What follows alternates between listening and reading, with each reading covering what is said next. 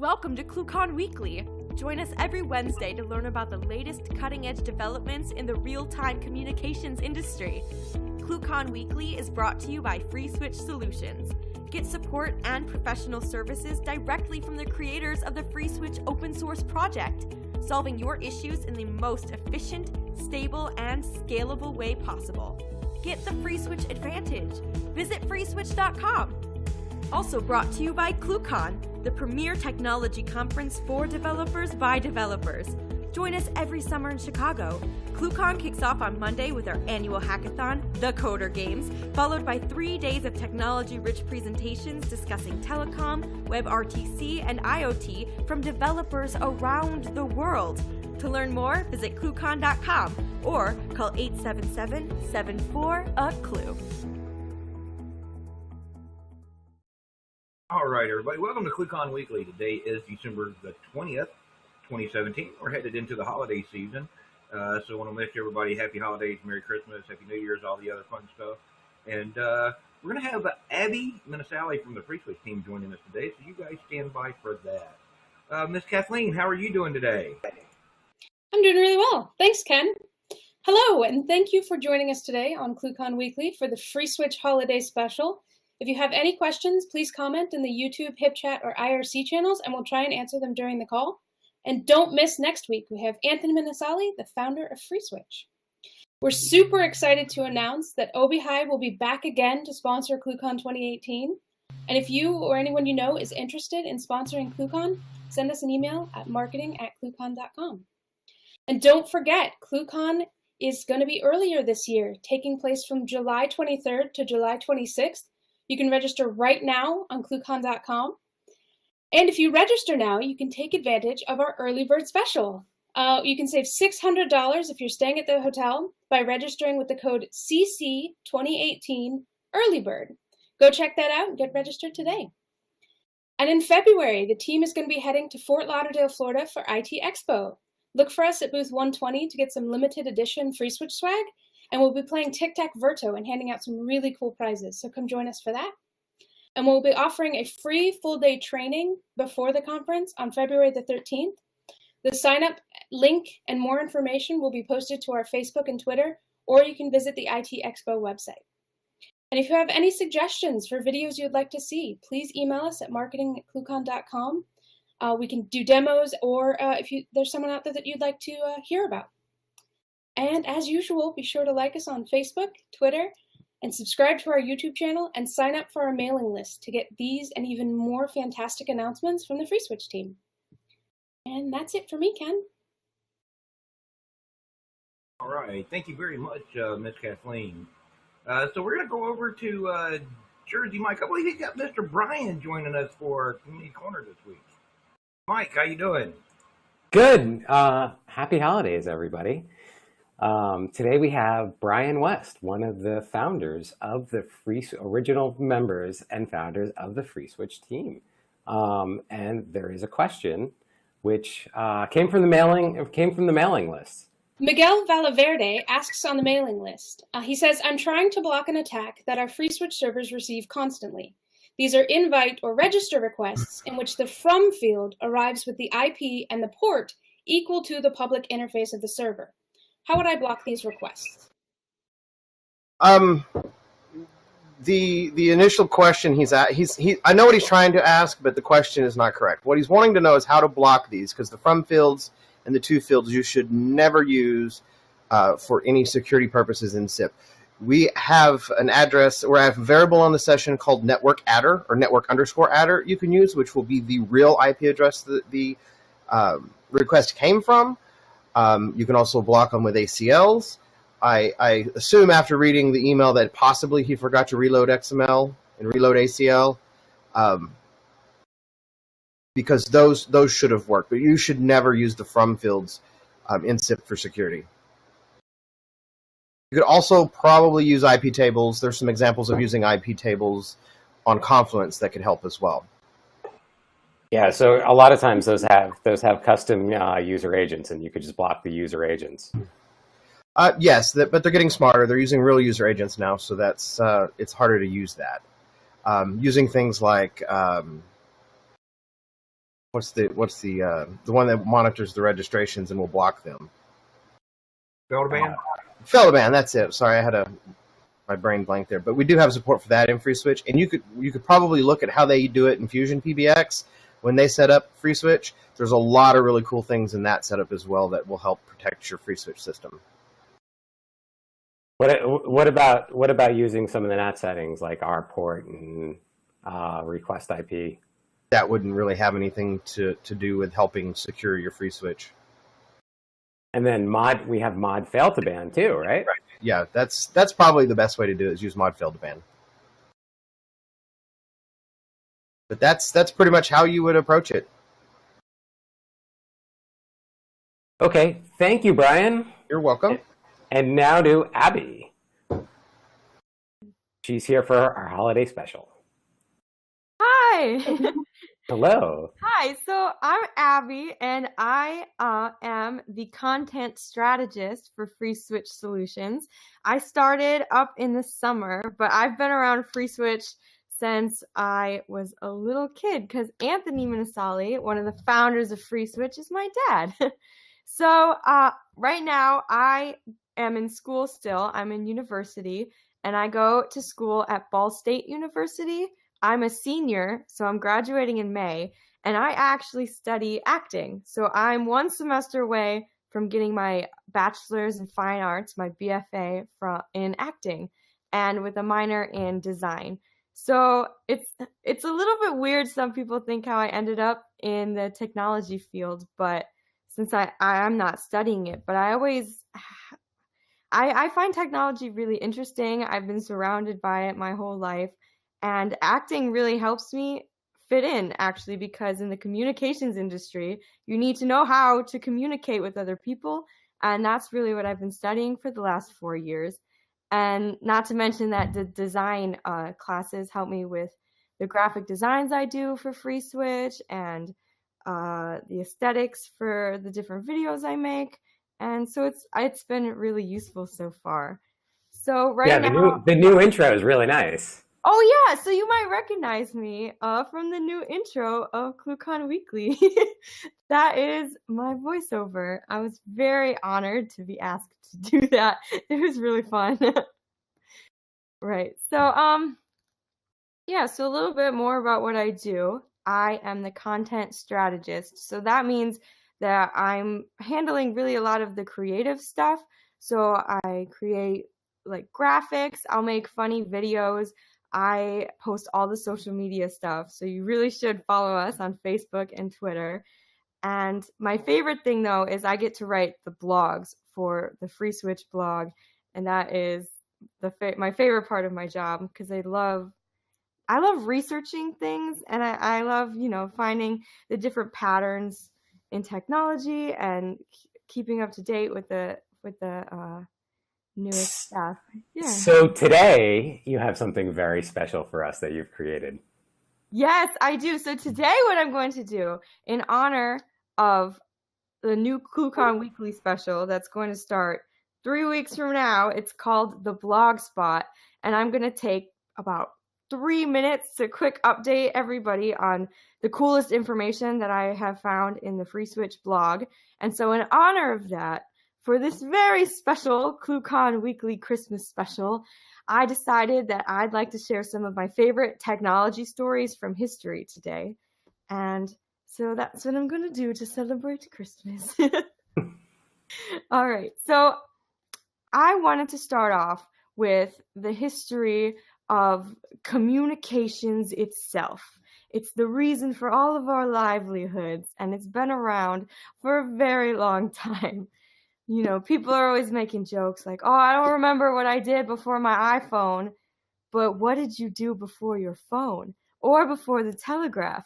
Yeah, people were using smoke signals in the prehistoric era, and that was their only form of communication. So they completely relied on loud drumming and fires and smoke signals, and each signal was encoded, just like we encode things now, and it contained a very small amount of information, such as safe, danger, or victory.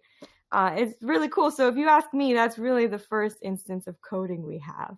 The first mail system, the first postal system as we know it today, wasn't invented until the 6th century BCE. And it wasn't until the 5th century that carrier pigeons were introduced. And those were introduced in Persia and Syria. And it was really cool because pigeons specifically have a really uncanny ability to find their way back to their nests no matter how far you go. So travelers would take the pigeons with them while they were traveling, and then they would attach messages to them, and then they would go and fly back home and deliver the messages. And one of the coolest ways people used carrier pigeons was not to report important information. The coolest way was the Romans using carrier pigeons to report back the events of sporting, or the outcomes of sporting events, which I think is really funny. So that would be like your grandma sending you a carrier pigeon saying, "Oh, the Packers won their game today." So then, in the 4th century BCE, a thing called the hydraulic semaphore was invented, and it's a really weird bucket machine, but pretty much the Greeks would use water to fill up the buckets, and that amount the bucket would fill each equaled a different message. Each was a code, and it was a little bit better than a smoke signal, but it wasn't that much better because water evaporates, and you don't know when the person's going to walk up to your semaphore. So it really was not a very reliable form of communication. The Greeks do make everything better. The Greeks do make everything better, and that's a fact. Except for they created a form of communication that was just truly terrible.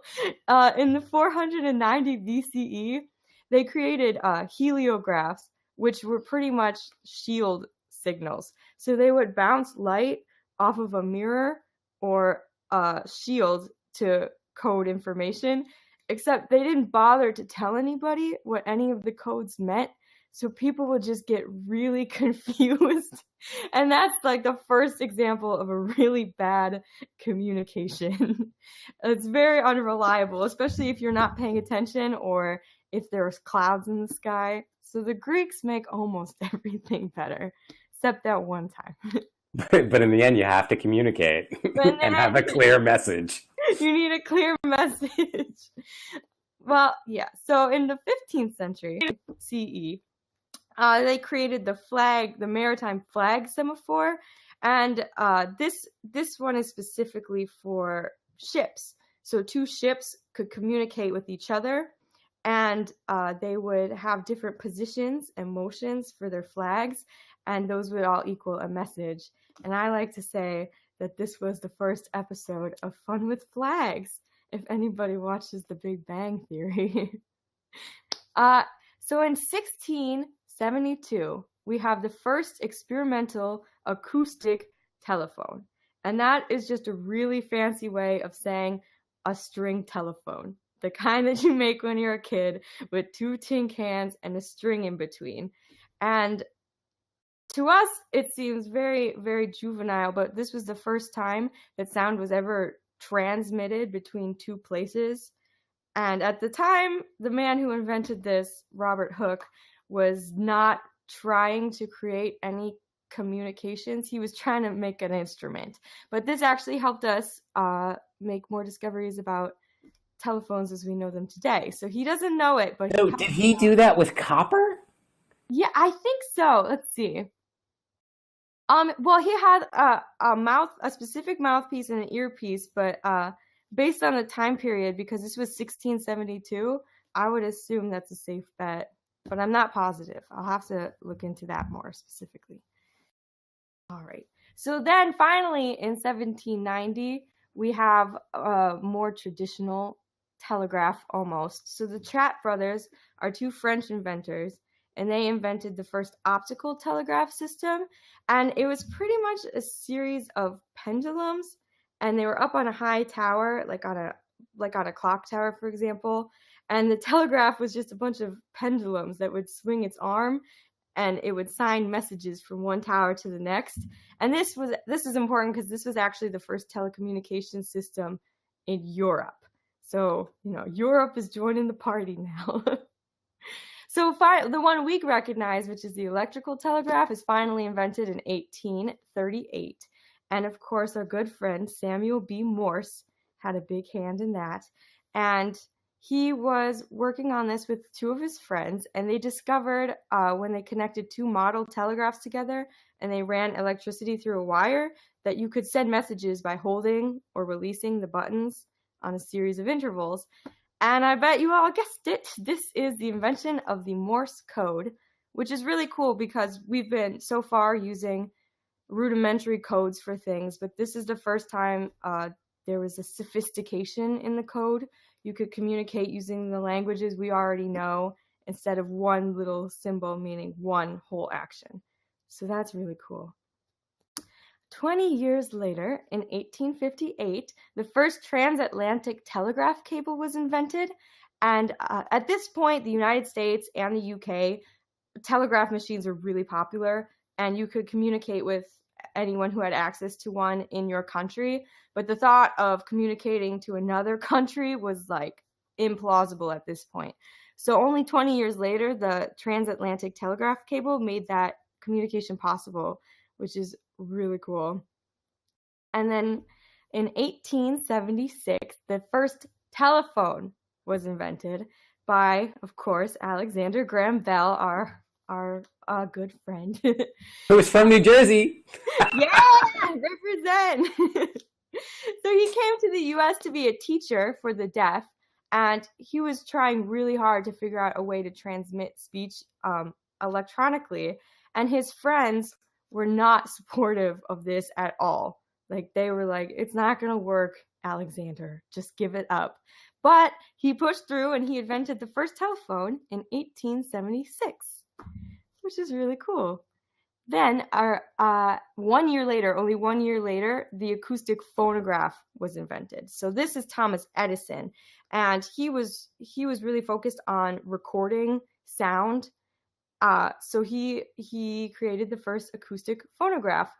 He was trying to invent a model of the telephone, but he accidentally invented a rudimentary version of the record player. So this was the first time ever that we recorded sound, which is, of course, a really big predecessor to the phone systems we're using now. And what's really cool is, like, people are still using this invention all the time. Like, vinyl is coming back. The hipsters are bringing it back. And if anyone watches Shark Tank, I love Shark Tank. On the Christmas episode, a man invented a record player that sits on top of the record, and it drives around the record like a little car and plays it that way, which I think is really cool. I think Edison would be proud. Backwards compatibility. Yeah. So, and then in 1880, telephony via light beam came about in the form of a photophone. So Alexander Graham Bell was like really stoked about his telephone, but he wasn't finished yet. So he took all the money he made on that invention and he poured it all into a laboratory where he completely studied everything about the telephone and sound, and he was trying to perfect his invention. And the most important discovery he made in that laboratory was called the photophone. So it was a device capable of transmitting sound through a beam of light. So in essence, Alexander Graham Bell had actually made the first wireless call in history, but it was way before its time. The machine had giant flaws. It used the sunlight. So if it was cloudy out, it didn't work at all, and it was unreliable. But today we use that same technology because we send voice and data communications transmitted at the speed of light through glass fibers called optical fiber. So his invention was a good one. It was just too soon. Now, did that lead to the photograph? I could see that leading to the photograph too. I'm sure it did. I was looking when I was researching specifically into telephony, but based on the prefix photo and the light, capturing the light, I'm sure that It had to be recorded. had something to do with it. Yeah. I'm sure I'll look more into it. I could write a blog about it. All right. So in 1893, Nikola Tesla was actually the first person to successfully transmit radio waves wirelessly through a transmitter. And what's interesting about this story is that he patented his work right on time. It was really lucky because really shortly after that, another inventor, a rival, alleged that Tesla had copied his work, and they went through a really long, messy legal battle, and this was found to be false. But if he hadn't patented his work, he would have missed out on all that glory. So patent your work, kids. All right. In 1915, the first North American transcontinental telephone call was made. So this is Alexander Graham Bell. Again, he was responsible for making the first coast-to-coast call by phone, and he called his assistant, and it was the first long-distance call ever made from a landline, which is cool. It made a long-distance communication a reality when it was previously too expensive or cumbersome to do. So this was a big turning point in the history of telecommunications. 1927, Philip T. Farnsworth invented the first working television set.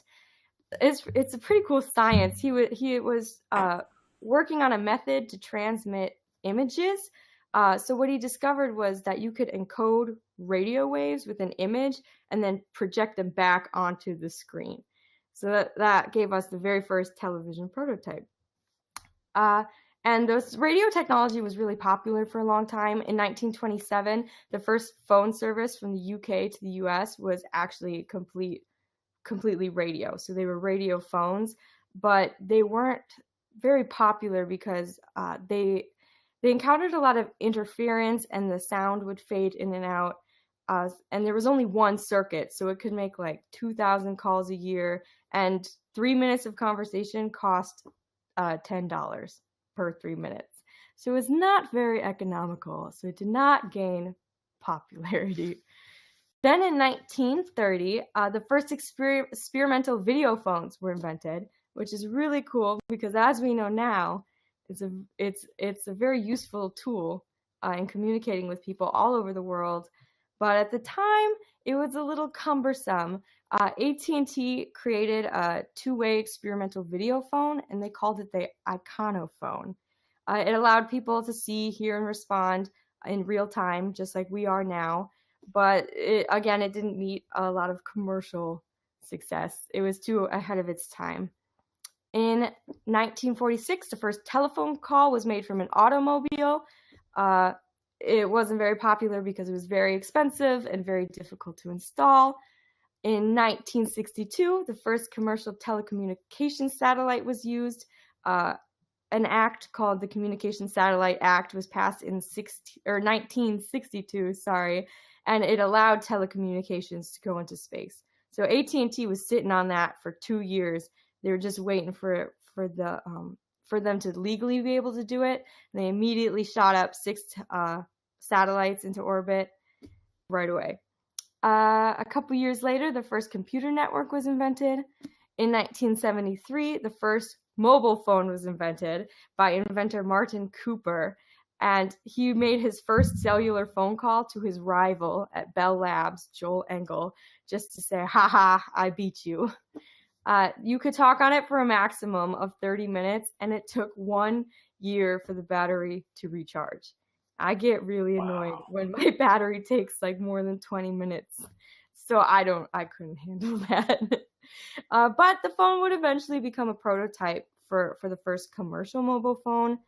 But again, it took a long time for them to gain popularity. In 1981, the first mobile phone network was commercialized in Japan and also in Denmark, Finland, Norway, and Sweden, all at the same time. In 1983, the internet was officially born, and in 2003, VoIP internet telephony became very popular, and now we're in the real-time communications age, talking right now. Very cool. So that is the history of our dear livelihood, telephony. Well, I think as people do these types of presentations in the future, I think there's going to be a couple of names up on that board that we're going to be talking about. Yes, invented. Right, yeah. project. Absolutely. And you know what? It's funny because it's truly a technology that's changed the world. It really has. You know, Especially it's impressive. it gets easier and easier. It's Yeah. just something completely unthought of to our dear cousins from the past. Yeah. So my next story is one of my absolute favorites. It's about the Countess of Lovelace. Her name was Ada, and she was a prophet, they like to say, of the computer age, because many historians credit her with writing the first computer program, but the computer hadn't even been invented yet. So it's very cool. So Ada's father was the famous English poet Lord George Gordon Byron, and he had one legitimate child, and her name was Ada, and he was a terrible, terrible father. The first words he ever spoke to his newborn daughter were, "Oh, what an implement of torture I have acquired in you." He's not the most loving guy. In fact, the marriage between him and Ada's mother, Lady Anne, was Shortly happened after.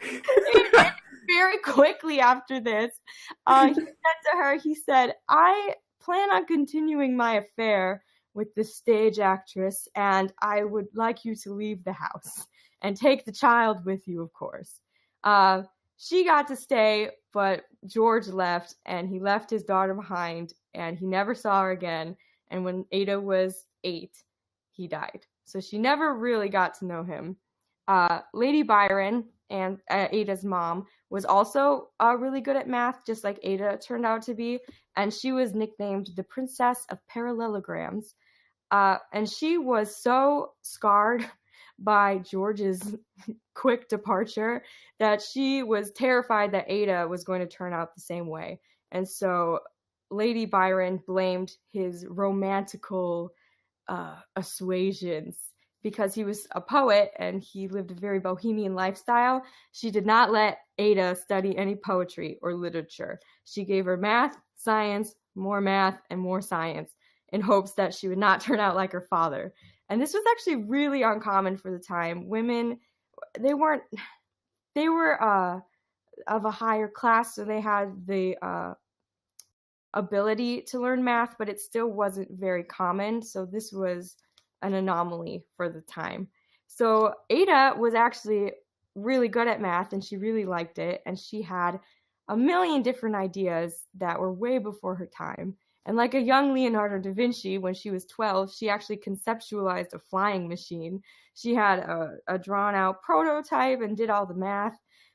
It wouldn't have worked, but she didn't know that at the time.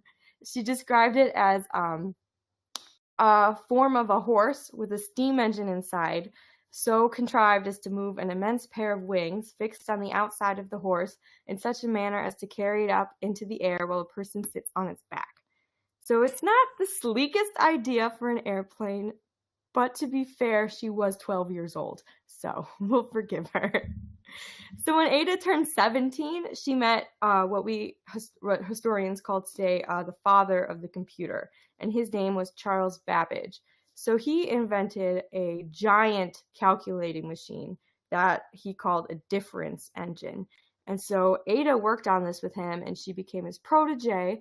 And one of her most important jobs was she translated an article he wrote into English. So when she was translating, she was thinking about the machine, and she actually added a separate section of her notes about the paper that ended up being 3 times longer than the original paper.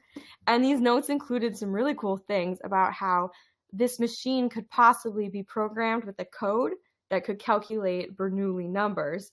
And some historians, many historians, identify this as the first algorithm to be carried out by a machine, which therefore would make it the very first computer program, which is really cool. She was also the first person to see that the computer could carry out more functions than just calculating. She thought that any content of any media could be translated into a digital form that could be manipulated by this machine.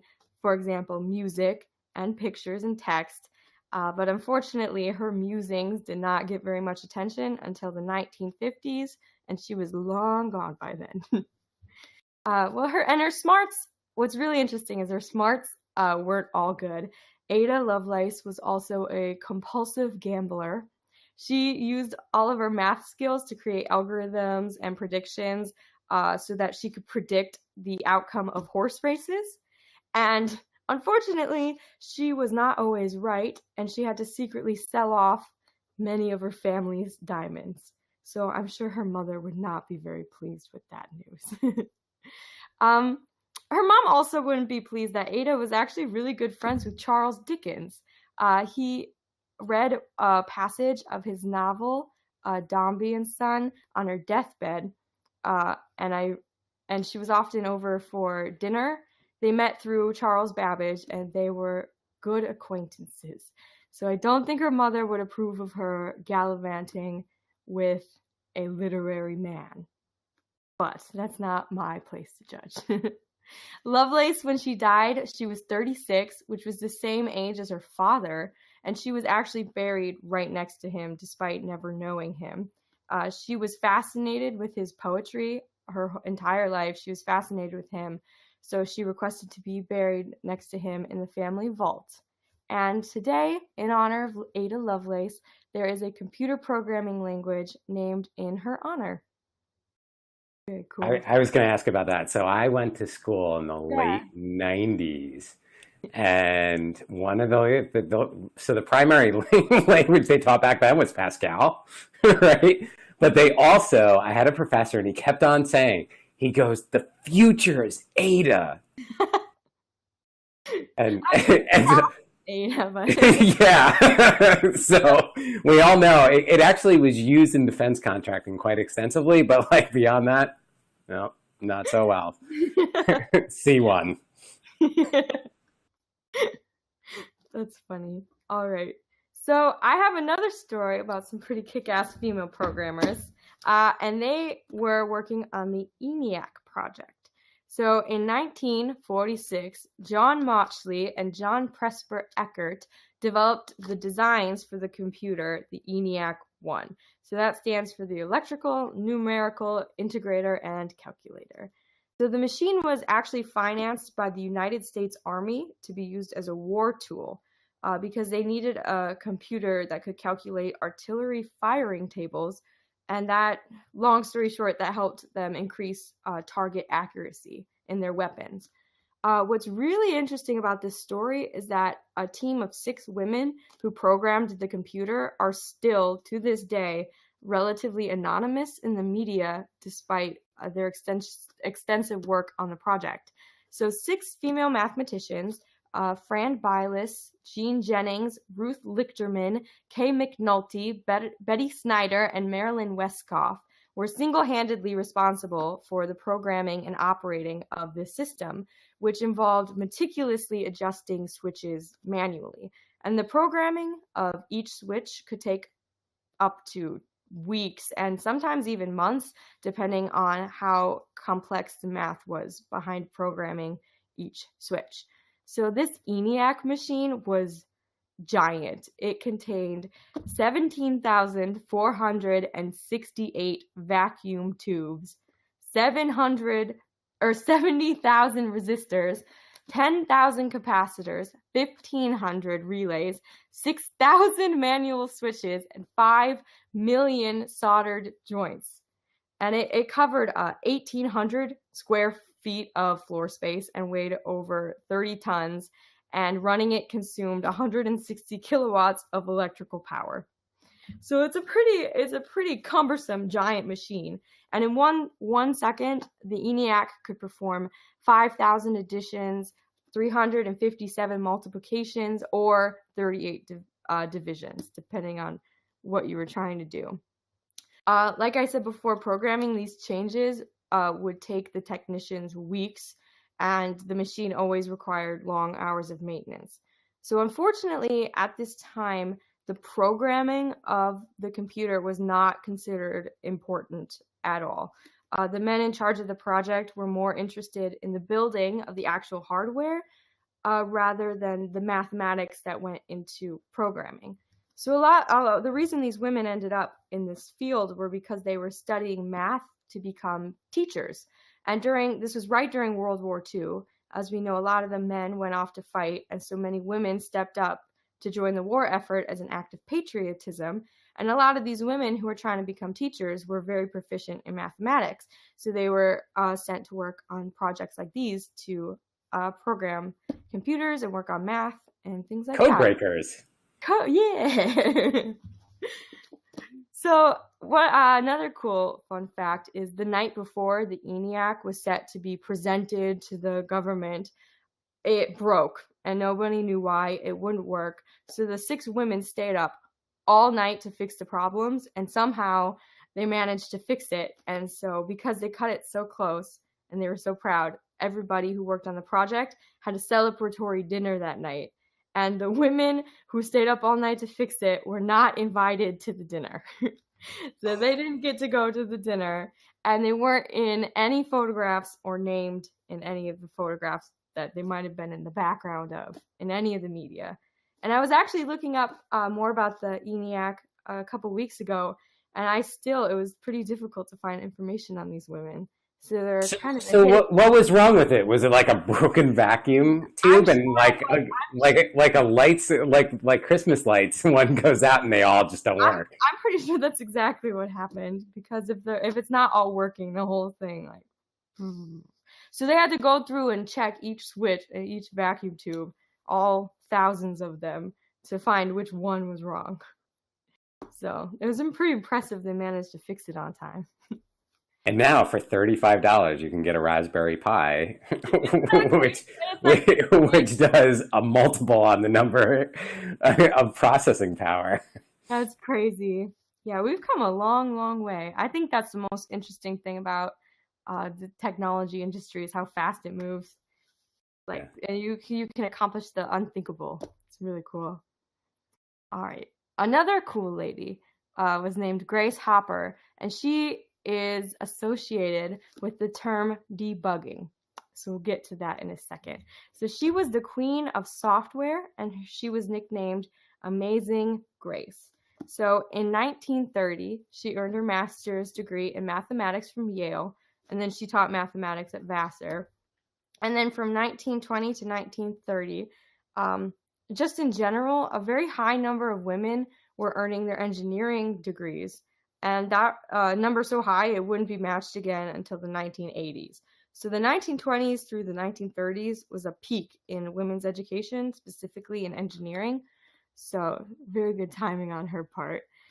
So then after the bombing of Pearl Harbor, Hopper actually decided to join the U.S. Naval Reserve. And she was a very accomplished soldier, but she later left active service in order to work on computers in Philadelphia.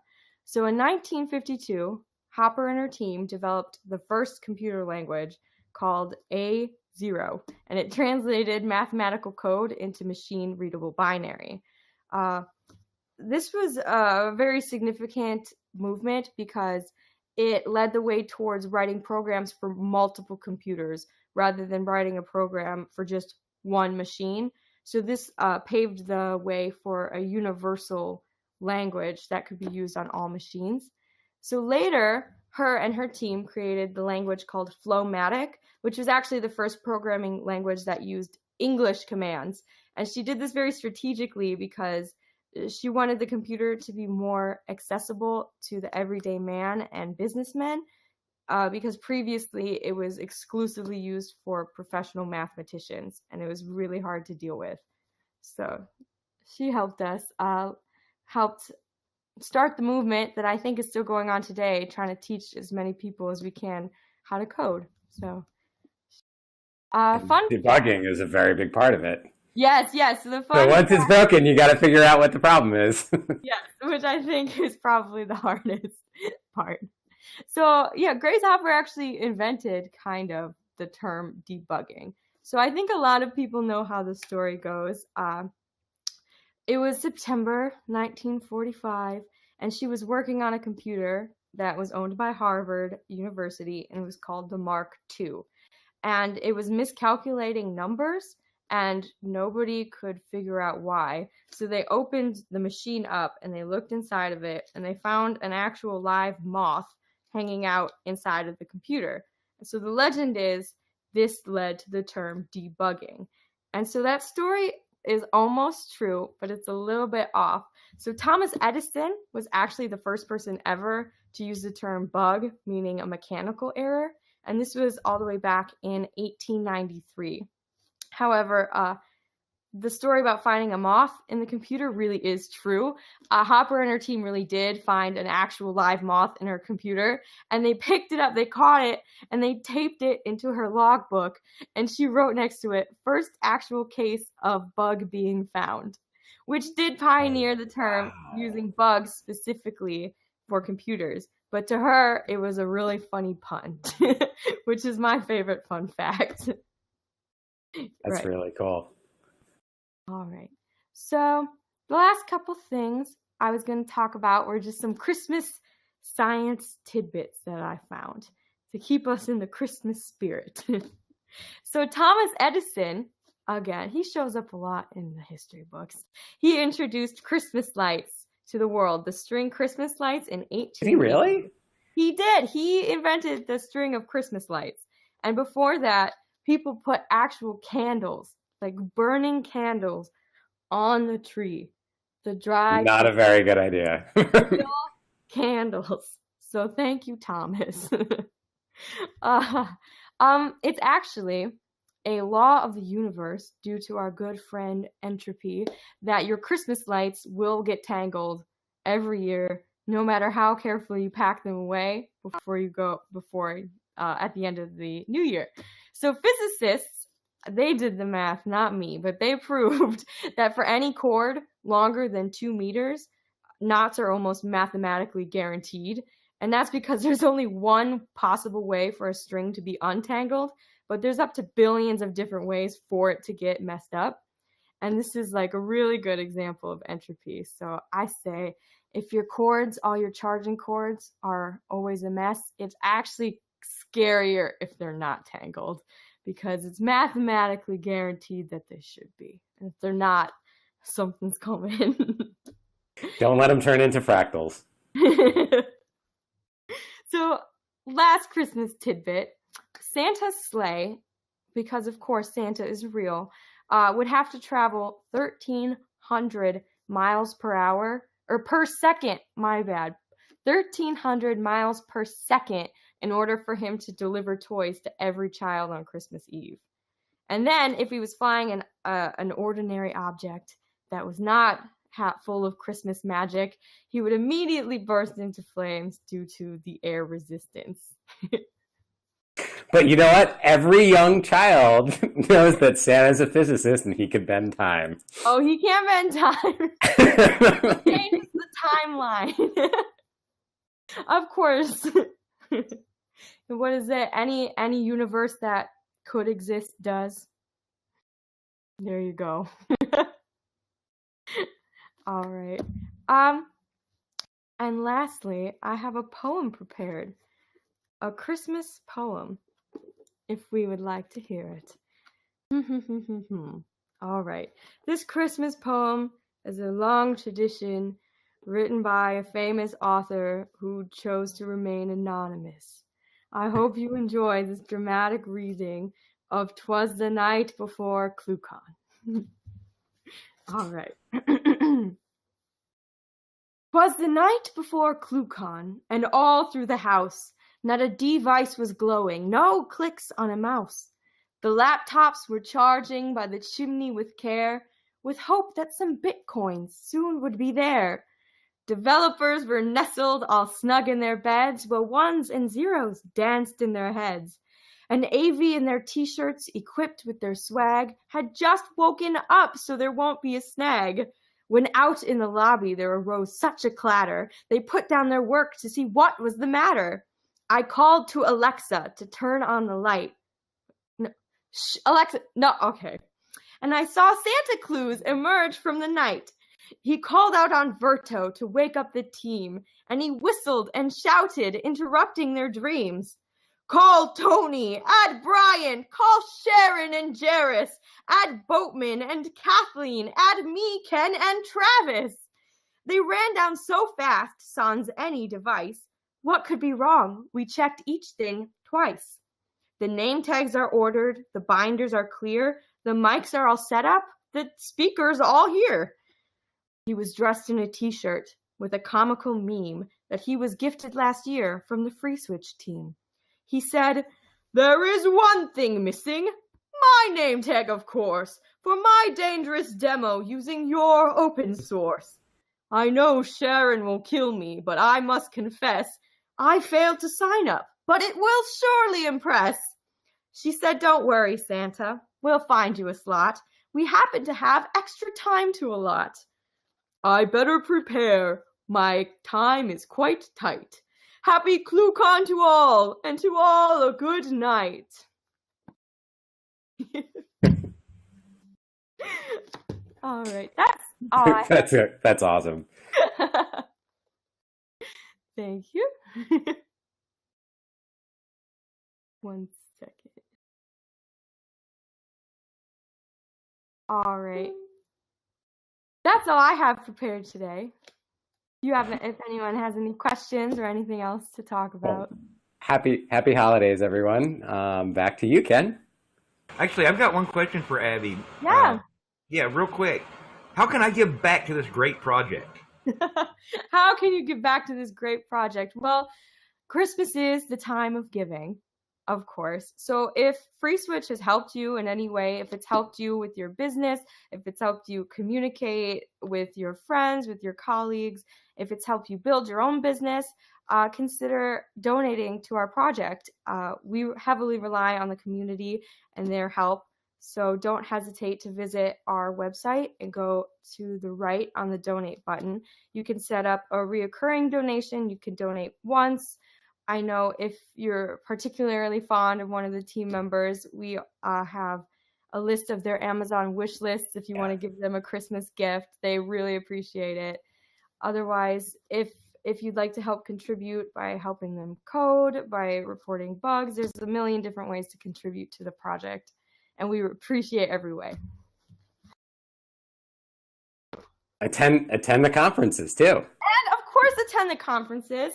Yes, last year was a big hit. Another one of my jobs is I ran the free cycled hacks at ClueCon last year. The coder games are a lot of fun. The conferences are a lot of fun. So consider coming early. Come on Monday, join us. There are a lot of really cool things that people built, and we have amazing prizes and really interesting speakers coming up. So visit our website and don't hesitate to register, because the sooner you register, the more perks you get. So yeah. And so we have the PayPal donate buttons, right? Yeah. We have the Amazon wish lists. Yes. Attending conferences. Yes. And what else? There's got to be more. Don't forget to follow us on Facebook and Twitter. Yeah. Of course.